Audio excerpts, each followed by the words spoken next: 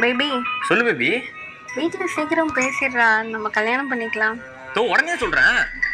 மா இங்க பாருங்க, எனக்கு நீங்க பொண்ணுலாம் பார்க்க வேணாம்.